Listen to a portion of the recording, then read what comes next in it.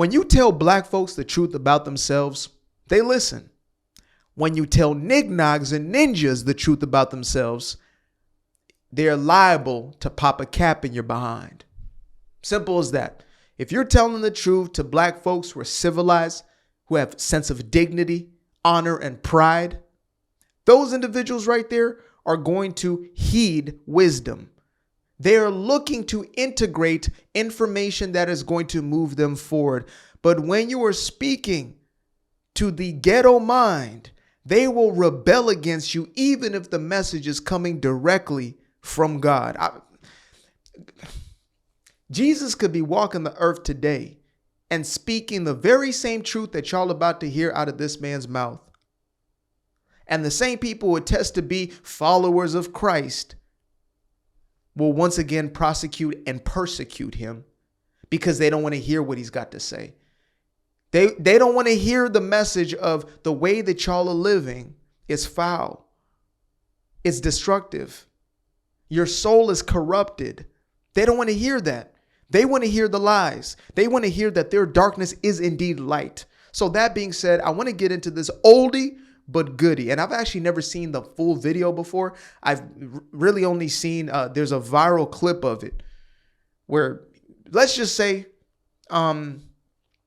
everybody's tired, right? We talked about quote unquote black fatigue in a previous video. Somebody said, I wish we could call it ghetto fatigue. And I agree. I like that a lot because again, even black folks are tired of these quote unquote, black folk, black community, whatever the hell is being titled as. Like we want to diverse. We want to separate ourselves from that element. So yes, ghetto fatigue is beautifully illustrated, or ninja fatigue. That right there, that is a perfect descriptive word. So that being said, let's get into this oldie but goodie right here. Let me make sure my sound levels. Yeah, because this brother's about to scream the whole message. So I don't want it blowing up your damn your speaker system over there. Your head seculars. Let's get into it. God to help us, because only God can help black people where they are. Black people had Africa, that big old continent over there. They never built one boat that was seaworthy. Not one. There's not one monument in Africa, in all of Africa. I know you're talking about Egypt. Egypt is not Africa. There are no great cities that were built. Even before the first colonization of white people coming to the shores of Africa or the slave ships, black men built nothing. No sewer system, no houses above one level, and none of them made out of stone. All of them made out of grass and wood. Black men, before the white man ever got to Africa. The worst thing that could ever happen to South Africa was when they gave it to Nelson Mandela and black folk. That was a great nation. Now, notwithstanding apartheid was wrong, we all know it's wrong. I'm against it. There should have been some other resolution, though, than turning it over to Nelson Mandela. Disease, AIDS, and crime is running wild in Johannesburg. They're killing one another over there. They're dying of sickness. The government is mismanaged. The people who ran the nation are now leaving the nation because black folk don't know how to run no nation. They don't know how, and we need to admit it. I know you don't like it, but you need to stop shucking and jiving. Let me say something to y'all, and I hope you're triggered because truth does that. I hope you're triggered. I really do. Because I got to the place that I am through being triggered time and time and time again, having to face myself. When the doctor gives you a diagnosis of what the problem is, you can do one of two things. You can pretend as if it does not exist. You can put up a facade. You can lie to yourself, which is still the first option. Or the second option, you can accept it and begin your treatment plan. Simple as that. You can accept the truth and the reality, which will lead to healing, though it's going to be triggering, though it's going to be difficult and an emotional process, or you can continue to lie to yourself and continue to allow that dis-ease to consume you whole. And this has been one of the greatest burdens on black folk across the planet. We continue to lie to ourselves about what the problem actually is, as opposed to becoming the solution at a scale level. And this is coming from somebody who lived in South Africa for 5 years of my life. This is coming from somebody who is an African American, was born and nurtured in Africa and raised in America. And I am a citizen of both spaces. I am an American citizen as well as a Zimbabwean citizen, but I lived a majority of my life in the United States. And so when I speak of the ghetto mentality, I'm speaking of a broader idea, because obviously it is most prevalent in the media as far as its demonstration in the public eye when it comes to African Americans. But you go back onto the continent and you see the very same things that are pervasive. And we want to blame the white man. And we can point to colonial Zimbabwe, which my father grew up in. And he was a part of the first class of black students to go to a white school. And he knew what it was to go through that systemic racism that did exist. We can go through the diaspora, slavery, and I will never take that out of the equation. But what I will not do is lie about the fact that it is not today's behaviors that are creating today's conditions and circumstances. The fact that African governments pretend to care so much about their people, but in reality, they're pocketing on the behest or on the breakdown of their societies. Nelson Mandela, that is a man who essentially on the surface was a good man. Right? That's somebody who I still have admiration for in a lot of different ways, but he was a socialist. And socialism has been one of the most dangerous things to happen to Africa. If you look at it okay, let me bring up an example outside of Africa, but people of color, quote unquote. If you go into Argentina, South America, it has gone from basically a communist dystopia to a free market capitalist utopia. El Salvador. And this comes down to the leadership. What do they actually prioritize? The people, what is their conditioning? What culture are they being given over to? And all it takes is 2-3 generations to flip everything. Sometimes one generation. Go back to Moses. One generation can change everything. From Moses to Joshua and Caleb. A complete 180 as far as what those people experienced. These ones were complaining, blaming. They still had that slavery mentality, and the next generation had a freedom mentality. And so we have to tell the truth.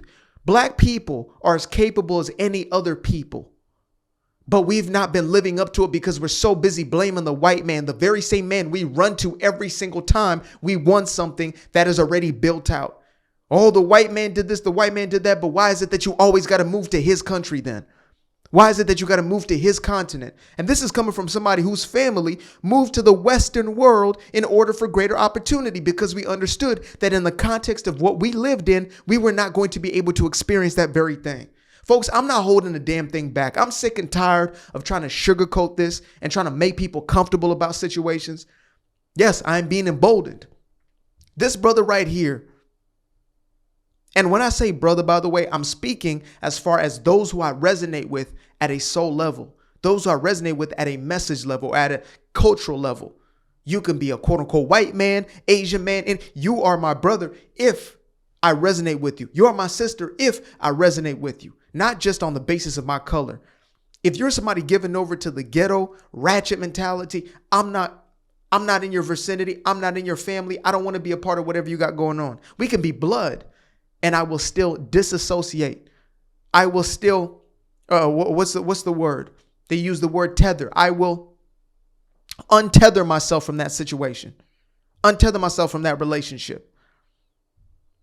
Divest, as they like to say nowadays. But enough is enough. When you can finally accept the diagnosis, then you can start to get to the antidote. Argentina is experiencing the antidote. Hell, the little hat people, right? Everybody likes to talk about the little hat people with this. Well, if they do control the world, then hell, they came from being persecuted for thousands of years into being the most powerful people and the smallest demographic. Then why are you not taking notes? Oh, they own the banking systems. They own this. They own that. Then get you a bank. Then own your banking systems. You're a self-hating black man. No, I love myself enough to accept the reality about myself is that it is in my control. It is not somebody else. Because the moment I blame the white man is the moment that I say I don't have power. And I'll be damned if somebody's going to have that much power over me. I'll be damned if somebody's going to have that much control over me. Because as far as I'm concerned, I am the dictator of my own reality. I choose what I'm going to engage in and what I will not engage in. I choose what the outcomes are in my life by choosing what the inputs are in my life. And I will not blame another man because that gives them too much power. I won't blame my mama, my daddy, my woman, nobody is going to get the blame for what I got out of life. Oh man, she did me dirty. Man, I guess I should have chose different. I guess I should have chose better, but I'm going to move forward and I'm going to continue to build different. Oh man, he did this and he did that. I probably shouldn't have been in business with that brother right there. Well, it's no longer going to be a brother of mine if he did me dirty in a business deal, but I should no longer be in business with you. And that's the mentality that I hold with everything. Extreme ownership. Shout out to Jocko Willings. Extreme accountability. Extreme, as opposed to evading it and running from it, which is, I believe, the greatest problem. Because we've always said, as a community, as a culture, the leaders, the said leaders, the white man did this, the white man did that. At least Nelson Mandela said, look, we got to work with him at some level. And mind you, this video is from way back. We're not even talking about what it's become now. We're not even talking about what it's become now. It is degenerate to a point. It is degenerate to a point where it's unrecognizable from what it once was. Y'all can tell me. Y'all tell me who are living over there in South Africa, in Zimbabwe. How sweet are things over there? And would you rather be in a country like America? Do you have family who are applying for visas in Europe? Why is that? And it's not just black. You could go to the Arab nations.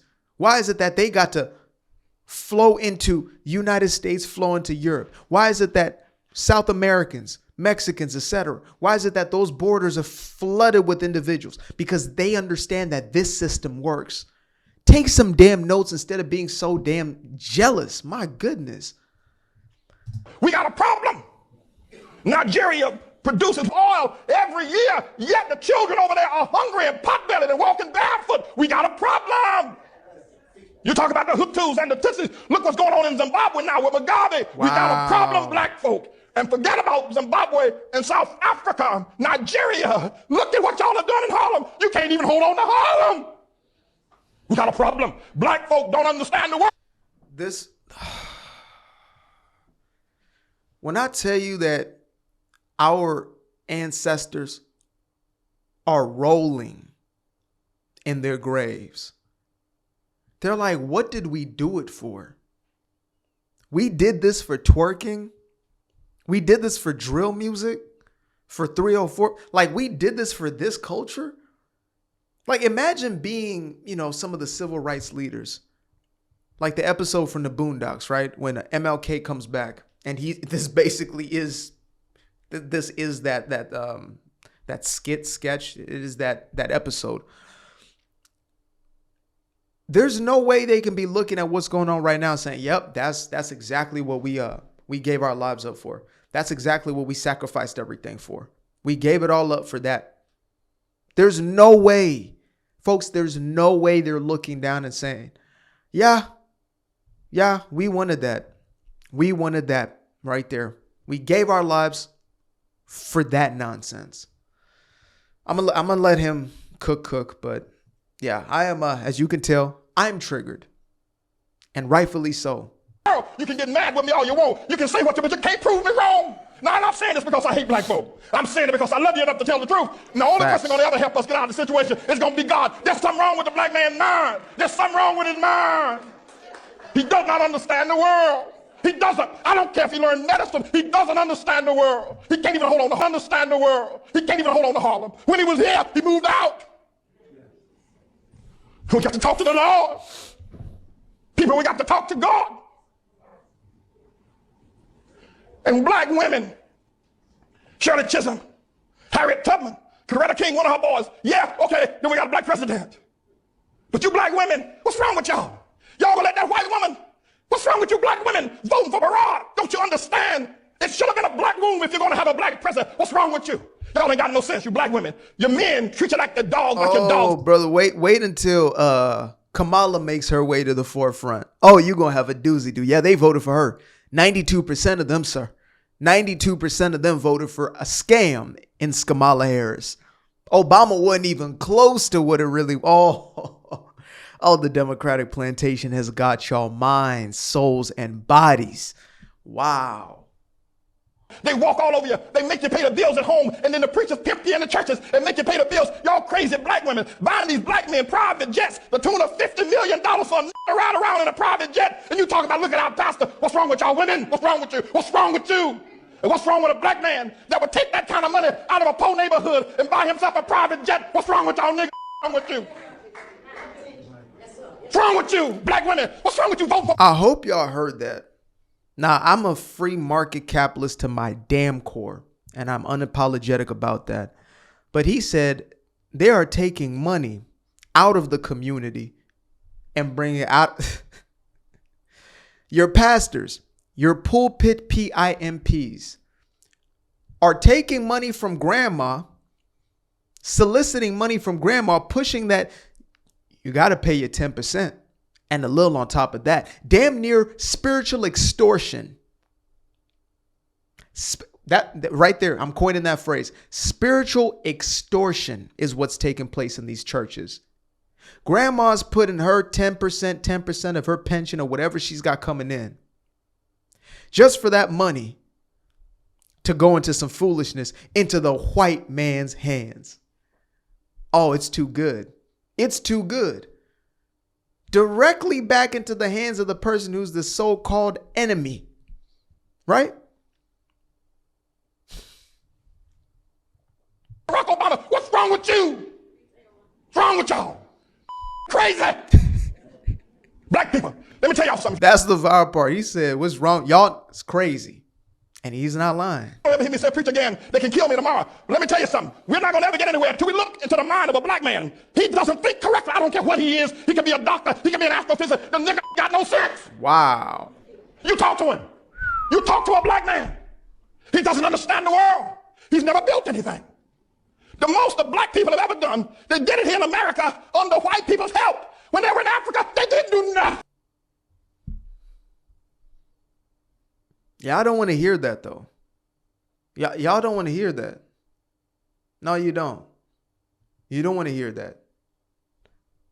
You know what? I was going to hold this one back for a little bit, but I said to hell with it. Let's get into it today. Let's get into it. Where is that? Do I have that clip? I'm going to bring this up and I'm going to let it play out. I'm going to let this one play out because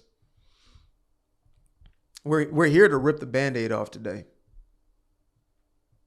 This is your diagnosis today. It's your diagnosis because you got to face reality. Y'all have too much Tariq Nasheed nonsense. Y'all had too much hidden colors, all that type of nonsense. Too much Umar Johnsonification going on. Too much nonsense, lies from these pulpit PIMPs who have been hustling you from the very beginning. Literally, Tariq Nasheed. If you don't know who he is, you're better off. He was a literal PIMP. That's how he first got onto the scene. And now he's just doing it in a different way, selling you on this FBA nonsense, foundational Black American. He's pushing that nonsense because he knows it feeds into an aspect of yourself that's going to keep you in those very same shackles that you're in. But let's hear from this young man right here. Say that from what I'm understanding, in third world countries, anything that is not under maintenance is because, you know, we don't care. No, you care. It's not in the concept. Travel the 54 countries in Africa and ask each person in every country, what is wrong with your country? Leadership.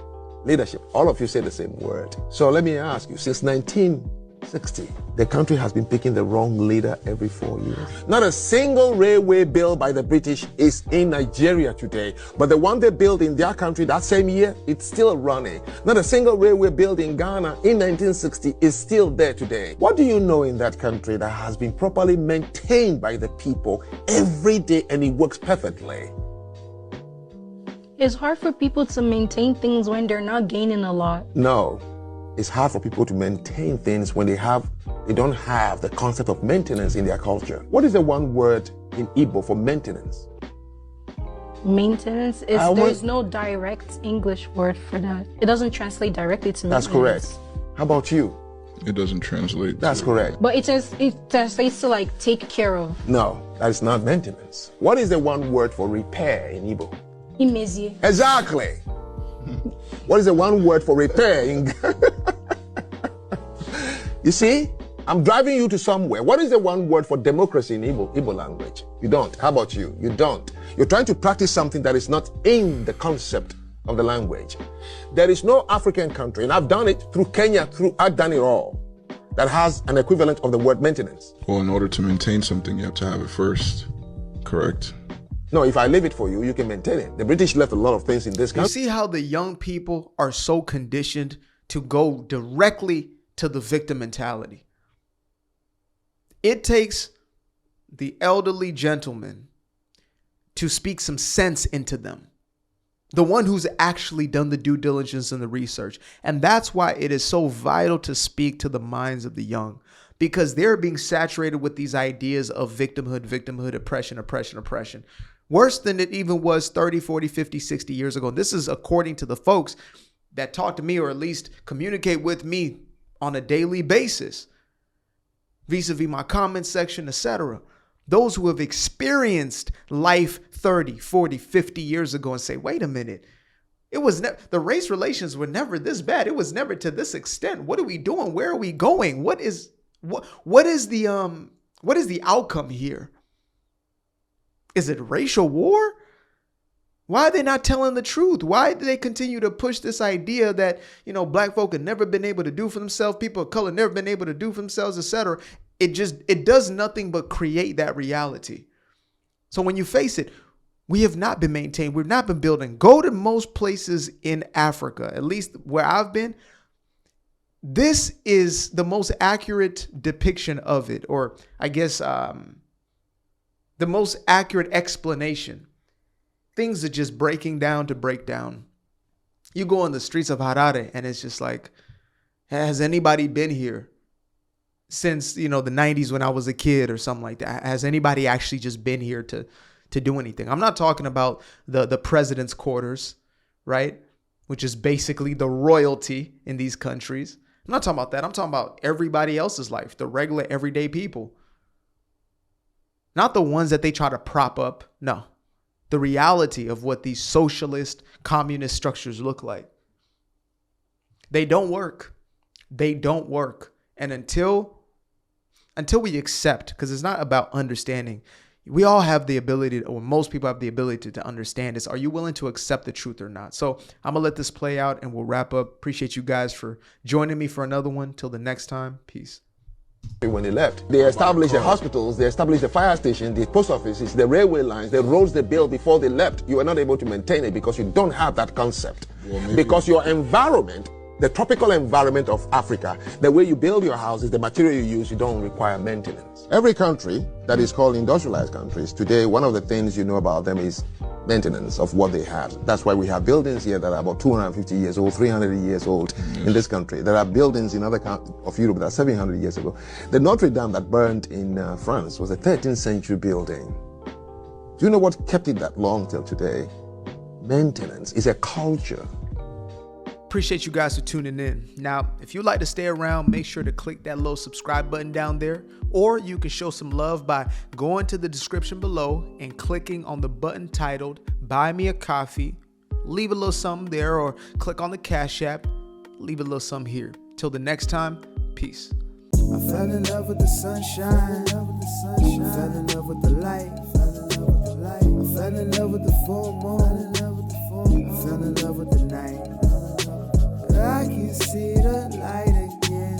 I can see the light. You can see the life in him illuminate the night. I know the time is taking. A 365, that's a full rotation. I see you looking up. You know them constellations. Constantly gazing like house of praises. You get to praising.